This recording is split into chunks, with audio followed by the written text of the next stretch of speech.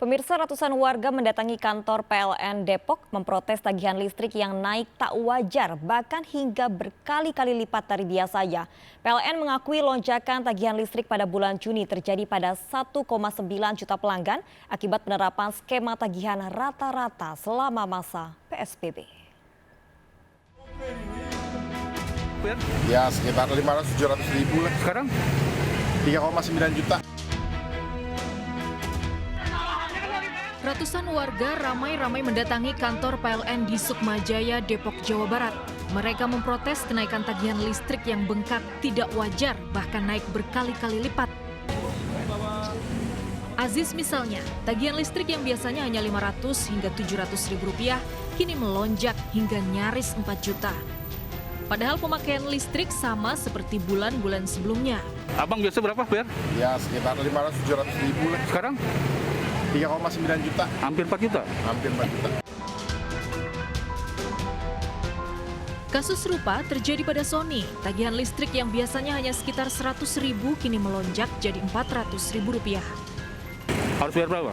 Saya harus bayar 394. Nah itu rumah ditempatin nggak? Rumah kosong, kita punya kontrakan 4 pintu, tapi kosong. nggak ada. Kosong? Iya, Itu jarang dipakai listriknya? jarang Bang. Kaget Iya, nggak? malam aja lampu-lampu.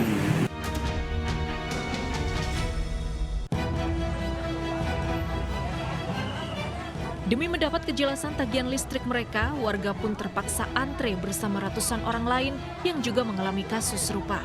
Warga juga kecewa karena antrean pengaduan hanya dibatasi 100 orang per hari. Pihak PLN Depok pun tidak bisa mencari solusi masalah warga dengan alasan harus berkoordinasi dengan kantor PLN Pusat. Bisa agak kuring dulu. Oke. Bapak mau makan kena. Gimana? PLN mengakui lonjakan tagihan listrik terjadi karena selama PSBB bulan Maret-April, sistem pencatatan oleh petugas ditiadakan dan tagihan pelanggan mengacu pada rata-rata 3 bulan sebelumnya. Sementara PLN berasumsi tagihan pelanggan pada 2 bulan tersebut lebih tinggi karena warga lebih banyak beraktivitas di dalam rumah.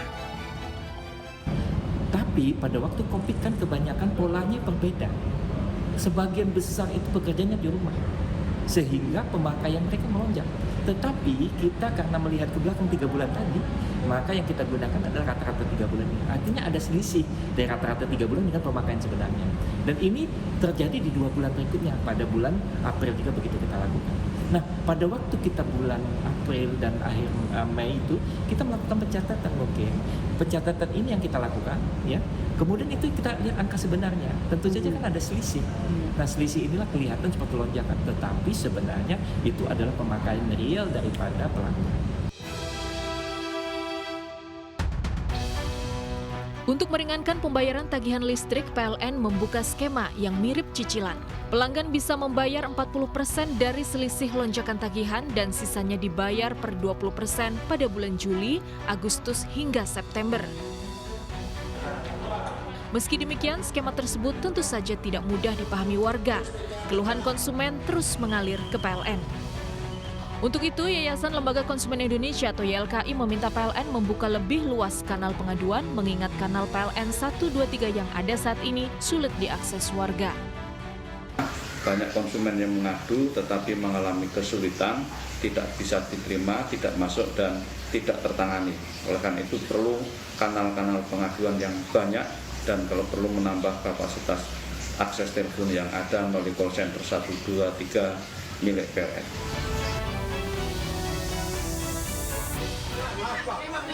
Tim Liputan iNews melaporkan.